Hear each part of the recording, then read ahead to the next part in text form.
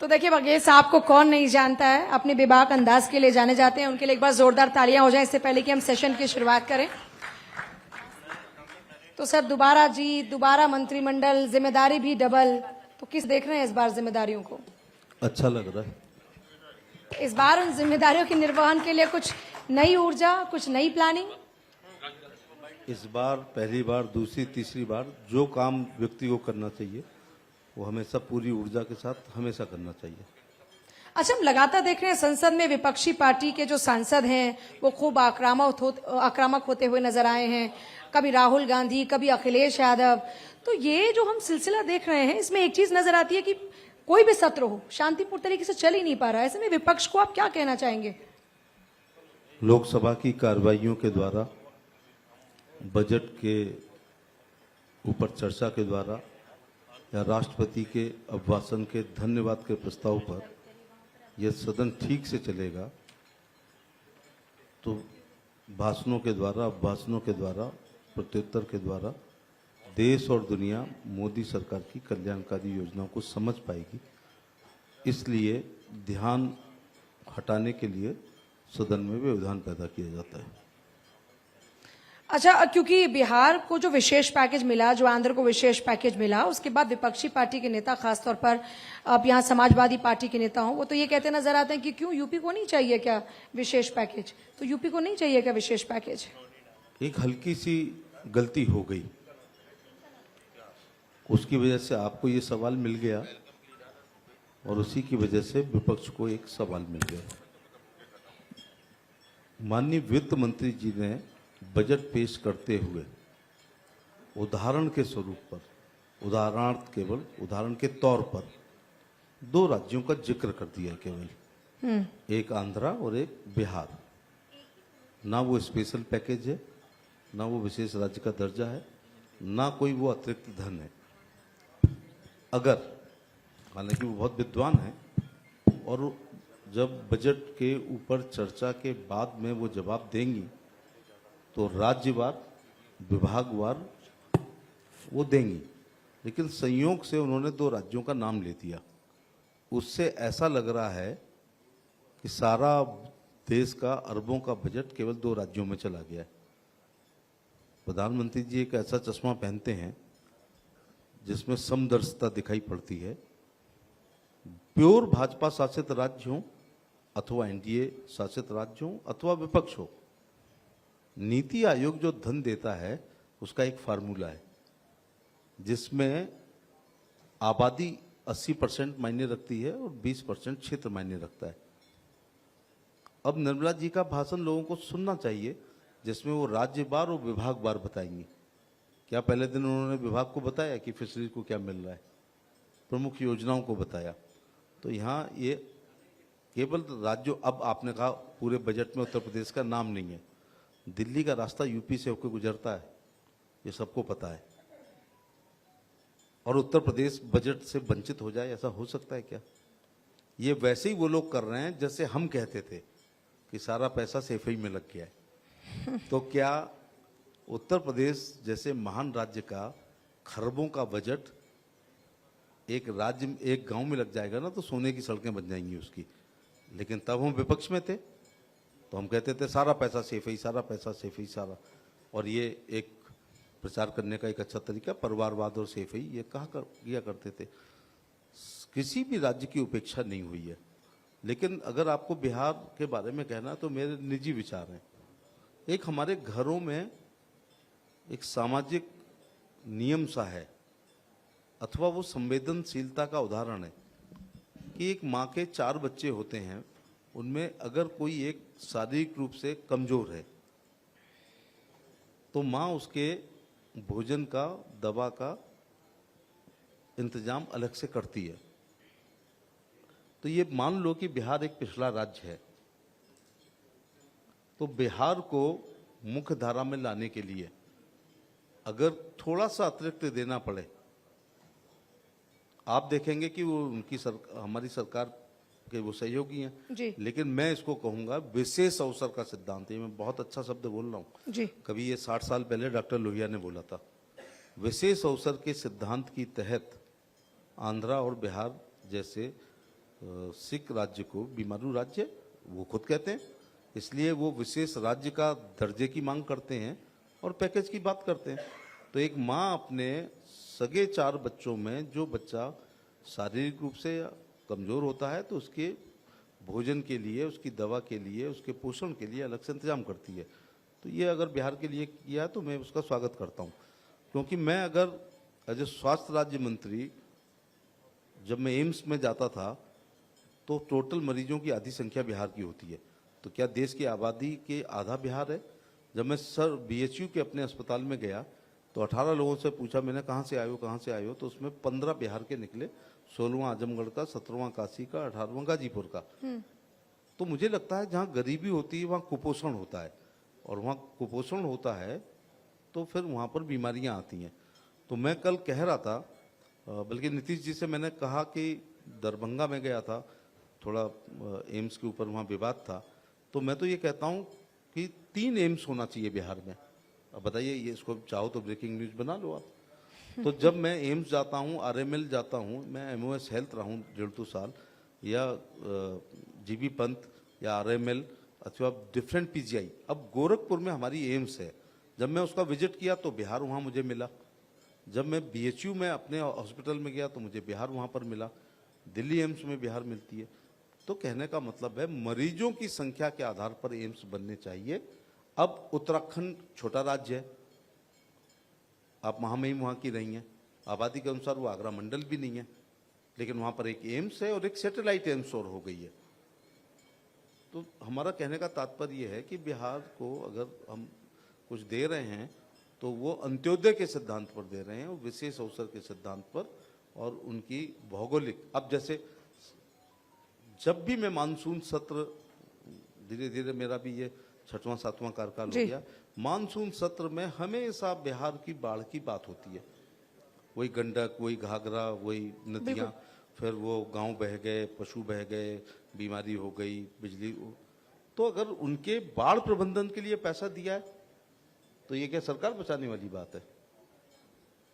और देखिए, एक बात और बहुत बड़ी बात कहने जा रहा हूं मैं, जिसको समर्थन वापस लेना होता है वो ले लेता है, ना वो पैकेज की चिंता करता है, ना वो बाकी बात करता है। चंद्रशेखर जी की सरकार को जब कांग्रेस ने गिराया तो कहा कि एक हेड कांस्टेबल राजीव गांधी के घर के आगे आने वाली हर गाड़ियों का नंबर नोट कर रहा है। चंद्रशेखर जी ने बहुत अच्छा बयान दिया, भैया राष्ट्र की सरकार गिरा रहे हो तो कोई राष्ट्रीय स्तर का बहाना ढूंढो, उस हेड कांस्टेबल का कि गाड़ी नोटिंग का बहाना नहीं ढूंढो। ऐसे ही वो जैन डायरी के नाम पर देवगौड़ा साहब को हटाया और अपनी शर्तों पर गुजराल साहब को बनाया, फिर गुजराल साहब से भी समर्थन वापस ले लिया। कहा गया चौधरी चरण सिंह यदि इंदिरा गांधी के जन्मदिन पर एक बुके भेज देते तो सरकार बच जाती। कांग्रेस क्यों चलाएगी चौधरी चरण सिंह की सरकार? अगर किसान के लिए अच्छे काम हो गए तो जीवन भर चरण सिंह हटते नहीं। तो चरण सिंह जी ने कहा भाई 4 महीने बाद ये वापस ले रही है तो 5 महीने बाद ले लेगी, तो बुके वुके नहीं भेजूंगा। तो वो भी ऐसा नहीं होता है, ये अपने गुणदोष के आधार पर समर्थन होते हैं। और लेकिन नीतीश जी ने जिस प्रकार से सेंट्रल हॉल में कहा था कि अब इन्हीं के साथ रहना है और इन्हीं के साथ मरना है, और नायडू साहब ने भी बहुत सारा विश्वास व्यक्त किया है। तो अभी आप गूगल पे जाइएगा, उत्तर प्रदेश सबसे ज्यादा लाभान्वित है। उसका एक कारण है कि अगर विधवा पेंशन मिल रही है तो हमारी आबादी 24 करोड़ है, तो हम सबसे ज्यादा विधवा पेंशन ले रहे हैं जो सेंट्रल का पैसा है। अगर दिव्यांग पेंशन मिल रही है तो उत्तर प्रदेश सबसे ज्यादा ले रहा है क्योंकि हमारी आबादी और भूभाग बड़ा है। अगर किसान सम्मान निधि 11 करोड़ को मिल रही है तो सबसे ज्यादा उत्तर प्रदेश ले रहा है क्योंकि हमारे पास लघु और सीमांत किसानों की संख्या ज्यादा है। अगर मुद्रा योजना मिल रही है तो हम सबसे ज्यादा ले रहे हैं। आयुष्मान कार्ड 5 राज्यों के बराबर हम ले रहे हैं। तो आप ऐसे कह के उत्तर प्रदेश की जनता को नाराज नहीं कर सकती हैं, केवल जिक्र करने से थोड़े होता है। लेकिन जब डिटेल आप निर्मला सीतारमण जी का, तब क्या उन्होंने उस दिन कहा है कि एनिमल हस्बेंड्री को इतने करोड़, फिशरीज को इतना, या पंचायती राज को इतना? ऐसा तो नहीं कहा गया है। तो वो डिटेल में कहा जाएगा। संयोग से बिहार और आंध्रा का नाम लेने से ये हो गया कि सब उनको दे दिया। जो महकमा इस वक्त आपके पास में है वो देश की रीढ़ है, तो आज उसको आप कहाँ पर पाते हैं? प्रधानमंत्री जी के दिल के एक बहुत करीब सपना है, और सपना ये उसको हकीकत में वो बदलना चाहते हैं, वो है कि किसानों की आय दुगनी होनी चाहिए। तो पीडब्ल्यूडी थोड़े दुगनी कर देगी, या बिजली विभाग थोड़े दुगनी कर देगा, या गृह मंत्रालय थोड़े दुगना कर देगा। फॉर एग्जाम्पल, किसान की आय को रेलवे थोड़े दुगना कर देगा, कितनी बड़ा महकमा हो। किसान की आय दुगनी होगी जब किसान आईसीएआर के वैज्ञानिक जो रात दिन लैब में काम करते हैं, उनका जो निष्कर्ष निकलता है उसको मानना शुरू करते, कृषि वैज्ञानिकों की बात मानना शुरू कर दे और परंपरागत खेती से थोड़ा निकल आए। जैसे मेरे पिताजी ने कहा था कि 1 बीघे में 5 किलो बीज पड़ेगा, 5 ही के पीछे पड़ गए हम। इतनी यूरिया डालना, हम उस दिन से उतनी यूरिया डालना, इतनी डीएपी डालना, उतनी डीएपी डालना। गेहूं के खेत फसल में 5 पानी लगाना, तो छठवां नहीं लगा रहे हैं, चौथा नहीं लगा रहे हैं, थोड़ा इससे हटना पड़ेगा। अगर खेती से किसान मालदार होता, अब इसको भी आप घुमा सकते हो दूसरी तरफ, खेती से यदि किसान मालदार होता तो ये देश खरबपतियों का देश होता, क्योंकि देश की खुशहाली का रास्ता खेत खलिहान से जाता है। जब तक सृष्टि रहेगी, ये भारत किसानों का, गांव का, देहात का ही गांव देश कहलाएगा। हम क्या कर रहे हैं?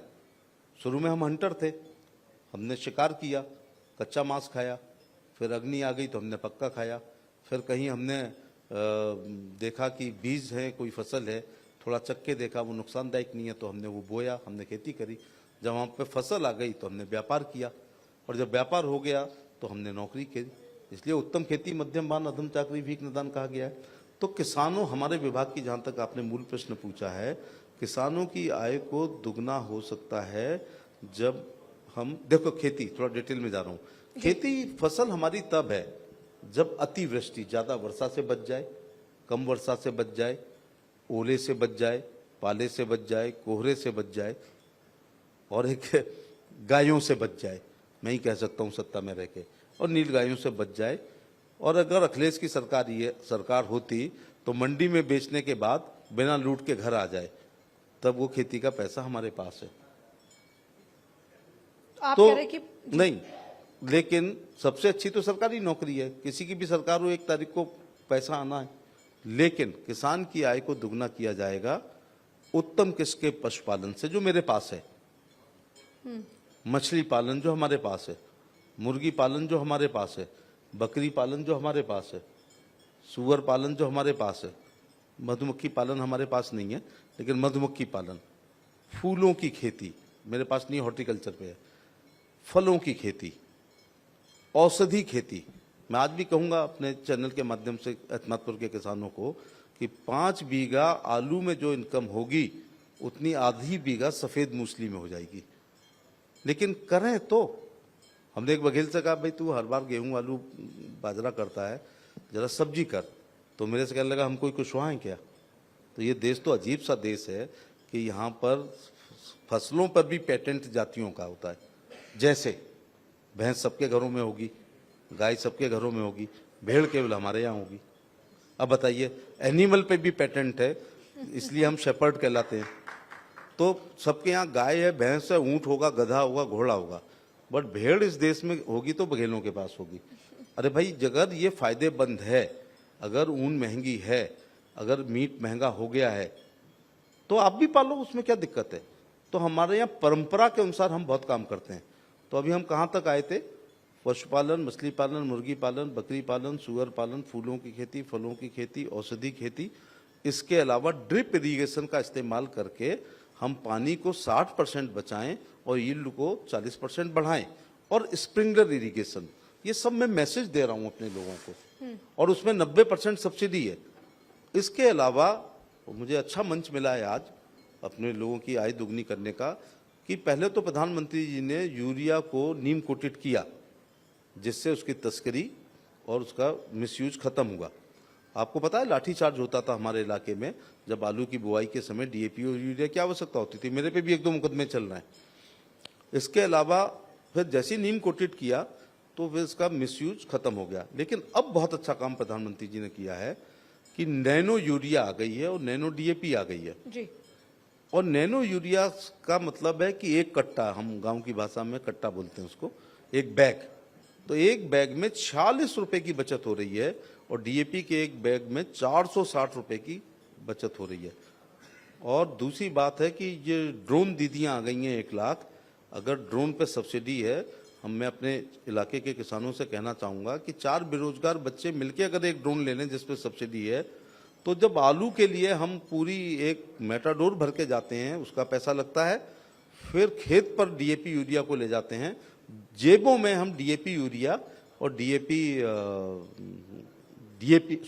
नैनो यूरिया नैनो डीएपी हाथ में लेके चले जाएंगे और ड्रोन से 1 एकड़ 5 मिनट में स्प्रे हो जाएगी। और माफ करना, जब से मोदी जी ने 5 किलो गेहूं चावल मुफ्त का देना शुरू किया है, आवास दिया है, अच्छी बात है दिया है, शौचालय दिया है, मनरेगा में पैसा 100 दिन काम मिल रहा है, आयुष्मान में इलाज हो रहा है, उज्ज्वला से रोटी बन रही है, किसान सम्मान निधि के 6000 मिल रहे हैं, तब से मजदूर ढूंढना बहुत कठिन हो गया है।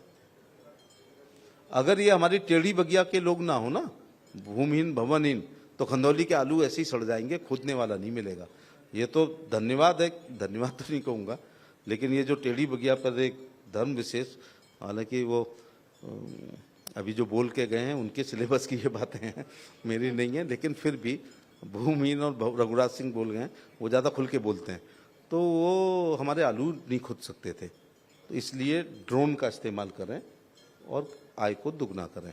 जहाँ तक पंचायत राज है, जो मेरा डेयरी है दूसरा department, animal husbandry, animal husbandry में मैं बहुत खुल के बात कहने के लिए जाना जाता हूँ कि 5 बीघे जमीन वाले किसान की इनकम उतनी नहीं होती है जितनी 5 मुर्रा भैंसें किसी के पास हों, या 5 साहीवाल हों, या 5 थार पारकर हों, और गिर हो तो जवाब ही नहीं। यहाँ पर एलीट क्लास बहुत बैठा है, ये अपने बच्चों को A2 मिल्क दूध गाय का पिलाना पसंद करेंगे, क्योंकि कोई मायने नहीं रखता इनके लिए कि 70 रुपये किलो है या 100 रुपये किलो है। A2 मिल्क गिर का घी खाना पसंद करेंगे, क्योंकि अगर हमारी बड़ी इनकम है तो अगर उसके 10,000 15,000 रुपये हम अपने किचन पे खर्च कर दें तो कैंसर जैसी बीमारी से बचा जा सकता है। तो हमारी एक योजनाएं है कि कोशिश करेंगे, एक बहुत महत्वपूर्ण विषय है कि इस समय देश को गिरता हुआ भूजल स्तर और बढ़ती हुई निराश्रित गाय से बहुत खतरा है, और इसका समाधान गौशाला नहीं है, नहीं है, नहीं है। जितनी देर में आज आपसे बात कर रहा हूँ, इतनी देर में हिंदुस्तान की गायें जो बच्चा दे रही होंगी उसमें 50% अगर नंदी महाराज पैदा हो गए तो वो हमारे लिए परजीवी पैदा हो जाएंगे। क्यों परजीवी हो जाएंगे? क्योंकि अब मैंने अपनी लोकसभा में, आगरा में अथवा जलेसर में पिछले 32 साल से हल चलते हुए बैलों से नहीं देखा है। मैंने रहट चलते हुए 40 साल से नहीं देखी है। मैंने दाएं होते हुए 50 साल से, दाएं मैं ही जानता हूँ, राहुल गांधी से कभी पूछ लेना कि दाएं क्या होती है। दाएं होती है गेहूं को काट के जमीन में डाल दो और बैलों के खुरों से क्रश किया जाता है, जो 7 दिन जब हम बैल चलाते हैं तब जाकर के 5 कुंटल गेहूं निकलता है, जिसका भूसा 4-4 इंच का होता है, जो भैंस खाने से मना कर देती है। अब वही काम जो 7 दिन में होता है वो 7 मिनट में थ्रेसर कर देगा। ओके, तो रहट नहीं चल रही है, बैलगाड़ी नहीं चल रही है, हल नहीं चल रहा है, कोल्हू नहीं चल रहा है, दाई नहीं चल रही है, इसलिए बैल यूजलेस हो गया है, इसलिए वो प्राइसलेस हो गया है। साहित्य समाज का दर्पण होता है। मैं मदर इंडिया फिल्म देख रहा था तो बहुत आंसू आए केवल उस सीन को देख के बचपन में कि नरगिस के पास, बेचारी के पास 2 बैल नहीं होते हैं तो कंधे पर हल रख करके चला रही होती हैं। तो संजय दत्त से मेरी एक दिन मुलाकात हो गई तो मैंने उनसे कहा, यार तुम्हारी मदर ने बहुत गरीबी के दिन काटे हैं, बेचारी पे 2 बैल नहीं होते थे, तुम आगरा आ जाओ तो मैं तुम्हें 10,000 बैल फ्री में दे सकता हूं जितने तुम लाद के ले जा सकते हो। कहने का तात्पर्य यह है कि यूजलेस हो गया इसलिए वो प्राइसलेस हो गया। इस देश में पोमेरियन कुत्ते की कीमत फिर भी 5,000 है, लेकिन बछड़े की कीमत नहीं है, वो माइनस में है। हम सनातन हिंदू धर्म के लोग हैं, हम मेरे बछड़े को, मेरी आर्थिक स्थिति ऐसी है कि मैं बछड़े को नहीं खिला पाऊंगा।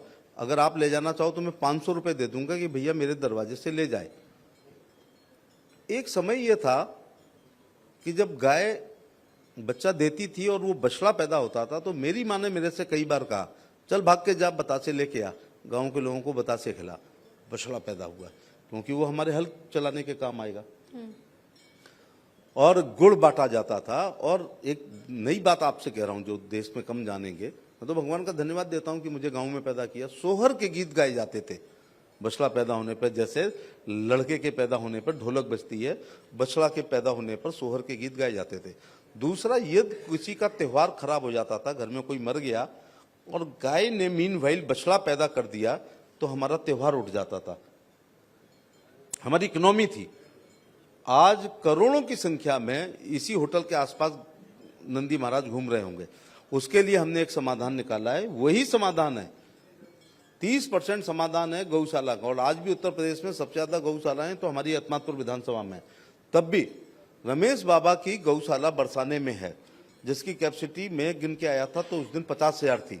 उससे 2 किलोमीटर दूर मेरे को सैकड़ों गाय मिली हैं। इसका मतलब, और जबकि मथुरा अपनी मंदिरों के लिए, धर्माचार्यों के लिए और गौशालाओं के लिए ही जाना जाता है, इसके बाद आपके यहाँ हजारों की गायें आपके ही जिले में घूम रही हैं, तो देश में कितनी घूम रही, उसका समाधान हमने निकाला है। AI कृत्रिम गर्भाधान, IVF और सेक्स सॉर्टेड सीमेन का इस्तेमाल करना। आपकी चैनल का मैं पूरा सदुपयोग करूंगा अपने किसानों के लिए कि यदि आप अपनी गाय का गर्भाधान, कृत्रिम गर्भाधान वर्गीकृत वीर से कराएंगे तो मेरे से एफिडेविट पे लिखवा लो, मैं लिख के देने को तैयार हूं। एक एनिमल हस्बेंड्री मंत्री के रूप में 90% बछिया पैदा होगी, काऊ। और बछिया जब पैदा होगी उसमें एक और गारंटी है, सड़क साफ सांड के बच्चे से नहीं होगी। ये उन्नत किस्म की साहिवाल गाय होगी, अथवा थार पारकर होगी, अथवा हरियाणवी होगी, अथवा गिर होगी। और गंगा जी हमारे यहाँ 1000 किलोमीटर हैं, तो गंगा तीरी गाय बहुत अच्छी हैं। महाराज आप तो माफ़ी करना, बुंदेलखंड ये सखी हनुमान जी के महंत हैं, इनके यहाँ अन्ना प्रथा है। जब मैं अभी 4 दिन पहले आपके ज़िले में, 4 ज़िले मैंने मध्य प्रदेश के किए, छतरपुर, टीकमगढ़, दमोह और दतिया, तो एस्कॉर्ट का काम वाहनों से बचाना नहीं था। बेबी रानी जी भी जाती होंगी, झांसी की ये इंचार्ज हैं। एस्कॉर्ट का काम गायों को उठाने का काम है। इतनी गायें हैं आपकी, तो मैं गोबरी गाय कहता हूँ उनको, जो गोबर देने के लिए ही पैदा हुई हैं। फिर कुछ चाय वाली गाय हैं जो चाय लायक दूध देती हैं, लेकिन दूध वाली गाय, माफ़ करना, हमारे बुंदेलखंड में कम है। हमें नस्ल सुधार करना पड़ेगा, हमें नस्ल सुधार करना पड़ेगा। इसलिए दूध की नदियां बहती थीं ऐसा सुना है, लेकिन मैं फिर जिम्मेदार, क्योंकि मैं जुमलेबाजी से आई हेट और थ्योरी से मैं बहुत नफरत करता हूँ, मैं व्यवहारिक बातें करता हूँ। इसीलिए इलेक्शन में मेरे रिजल्ट ठीक रहते हैं कि हम ज़मीनी बातों की बातें करते हैं। मेरा कहने का मतलब ये है कि 50% हम बछड़े पैदा ही नहीं होने देंगे। जब वर्गीकृत वीर का इस्तेमाल किसान करेगा तो बछिया ही होंगी 90%। तो हिंदुस्तान के हर किसान के घर पे एक बछिया होगी जो 8 साल रहेगी। जब वो गर्भ धारण करना बंद कर देगी अथवा वृद्ध हो जाएगी तब उसे छोड़ेंगे। लेकिन बछिया, नंदी महाराज पैदा हो गए तो 2 महीने बाद छोड़ दिए जाएंगे जी। ऊपर से ये किसानों से एक और मैं अनुरोध कर लूं हाथ जोड़ करके कि पहली बात तो छोड़ो मत, यदि छोड़ो तो गौशाला में भेजो ना, उसकी नसबंदी करके छोड़ो। अच्छा, क्योंकि सांड एग्रेसिव होता है। जब भी हम अखबार में पढ़ते हैं कि किसी आदमी को कुचल दिया या मार दिया तो सांड ने मारा। जब हम छोटे थे तो गाय जब गर्भ धारण करने के दिनों में होती थी तो हम दोनों भाई गाय को पकड़ के गांव-गांव घूमते थे। हाँ भाई सांड दिखा क्या? सुबह तो यार था, अब दिखाई नहीं पड़ रहा, तो कोई GPS थोड़े लगा था। तो आज हम कृत्रिम गर्भाधान करके उन्नत किस्म की बच्चियां पैदा हो सकती हैं। नंदी महाराज पैरासाइट हो जाएंगे। और देखिए सारा अर्थ ये नहीं जानते हैं वित्त मंत्री लोग, किसान की अपना एक अर्थशास्त्र है। मेरे पास 5 बीघे जमीन है और मैं 2 बैल रखूं और 365 दिन 2 बार उसको खिलाऊं, बेवकूफ हूं क्या मैं? जब मुझे साल में 2 फसल करनी होगी तो मैं ट्रैक्टर को किराए पे बुला लूंगा, या तो वो घंटे के हिसाब से पेमेंट कर दूंगा या बीघे के हिसाब से। लेकिन अगर बैल रहेंगे, चलें या ना चलें, वो 2 बार भोजन, उसको सानी कहते हैं, करना ही पड़ेगी। बिल्कुल। इसलिए मैं फिर इस महत्वपूर्ण चैनल से अपने किसानों से कहना चाहूंगा कि गायों का गर्भधारण वर्गीकृत वीर से कराएं, 92% बछिया पैदा करें। वो 8 साल आपको बछिया देती रहेंगी, दूध की नदियां बह जाएंगी। नंदी महाराज पैदा होंगे तो वो पैरासाइट होंगे, और नंदी को छोड़ना है तो उसकी नसबंदी करके छोड़ें, जिससे वो अन्य खराब किस्म के बच्चे सोसाइटी में पैदा ना कर सके।